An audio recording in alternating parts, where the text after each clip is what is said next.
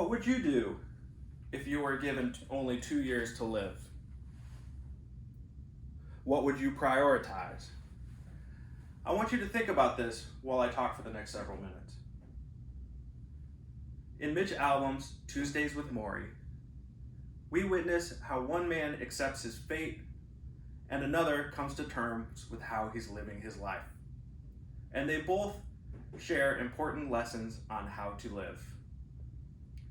Just a quick recap for those of you who haven't read the book yet. Mitch Albom writes about Maury Schwartz, his former sociology professor from college.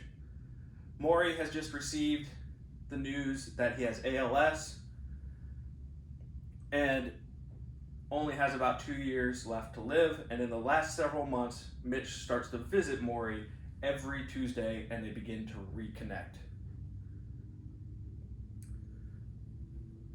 During their Tuesdays, the two men talk.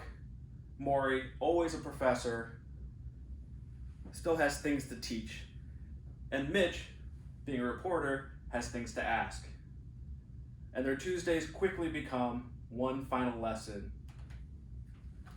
in how to live. How many of you had a teacher or professor who made a difference in your life like Maury did with Mitch? Maybe he or she took the time to give you individual instruction that made you see something differently, or maybe even see yourself completely. Maybe they showed you how to think more critically, and that set you up for future success. Maybe he or she even encouraged you to apply to the college you didn't think you could get into, and you did. Who in your life has changed the course of your life?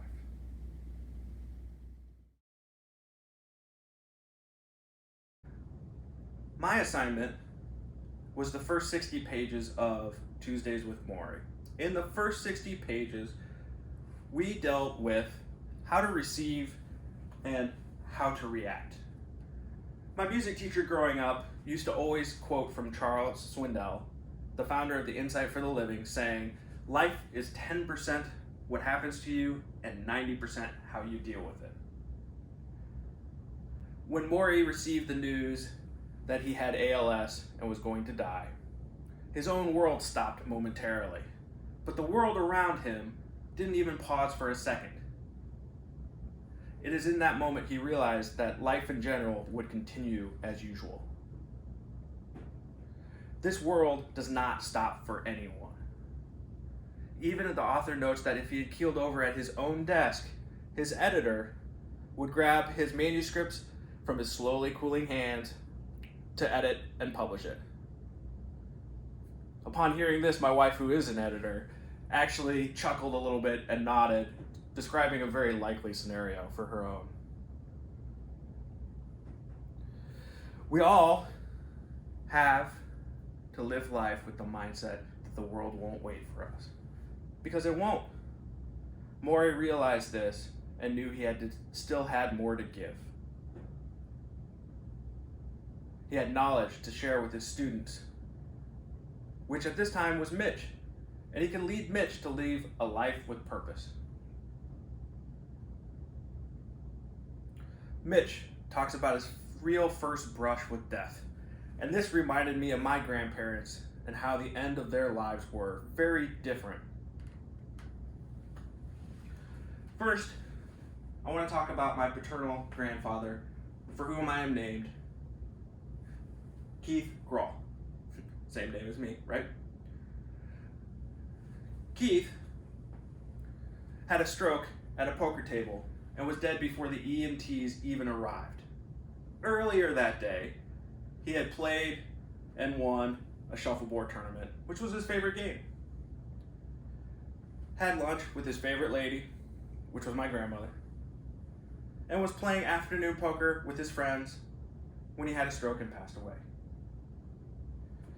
He lived so many of his days to the fullest, doing the things he enjoyed, and was true to form on his last day.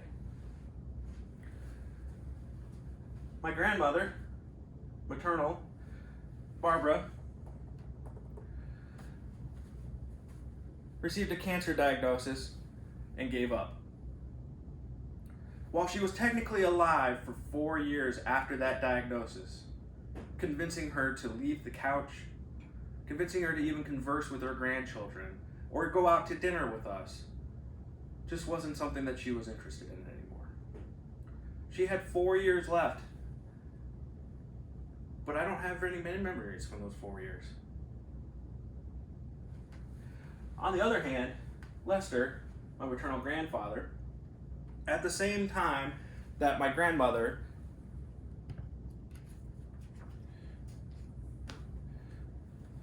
had gotten diagnosed with cancer, got diagnosed with early onset dementia, a disease that would slowly eat away with him until it turned into Alzheimer's. He took the opposite approach to what my grandmother had taken. He decided to live the rest of his life with as much love as he possibly could. Before his disease got bad, he wanted to take a trip with each of his grandchildren. Me and my cousin got to go to Germany my senior year of high school. I still remember that trip to this day. During that trip, in addition to enjoying time with my cousin and exploring Germany, he had an ulterior motive. He, at the time, conducted extensive research into his favorite topic, which was stamps and stamps from Russia. When we got home, he started writing. In his remaining years, he wrote numerous journals, many articles on stamps, and even compiled a dictionary of stamps and terms related to stamp collecting. He also bought up as many pieces of art that he possibly could. He spread his wealth out among his children. Before he lost the ability to do so, he lived. Maury talks a lot in the book about giving love. My grandpa gave love. Towards the end, he didn't even know who I was, but he knew he should know who I was, and that was enough for him. He gave nothing but love, and at the end was surrounded by those who loved him all the way till his last day. Since watching my grandfathers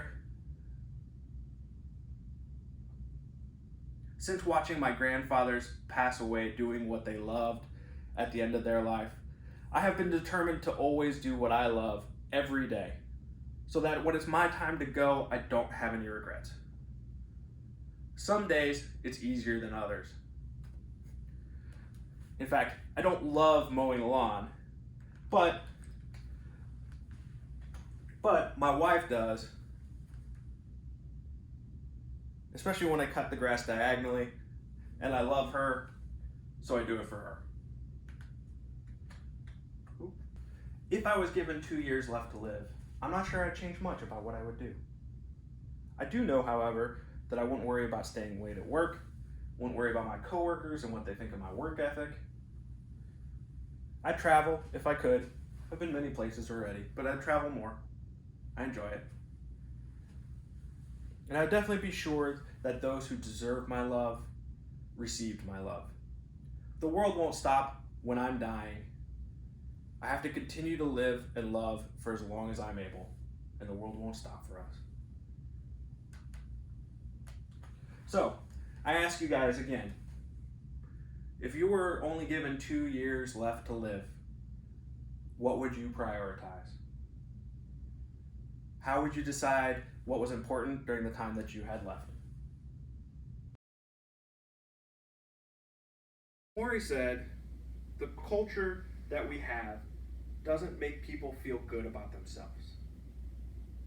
And you have to be strong enough to say that if the culture doesn't work, don't buy it. In what ways do you think that the culture of the current age pushes people away from their meaning in life? And what can we do on a daily basis to combat that? I would like to leave you all with a quote from Maury. So many people walk around with a meaningless life. They seem half asleep, even when they are busy doing things that they think are important. This is because they are chasing the wrong things. The way you get meaning in your life is to devote yourself to loving others, devote yourself to your community around you, and devote yourself to in creating something that gives you purpose and meaning. Thank you for coming to my TED Talk. Go out and find what gives your life purpose and meaning and live.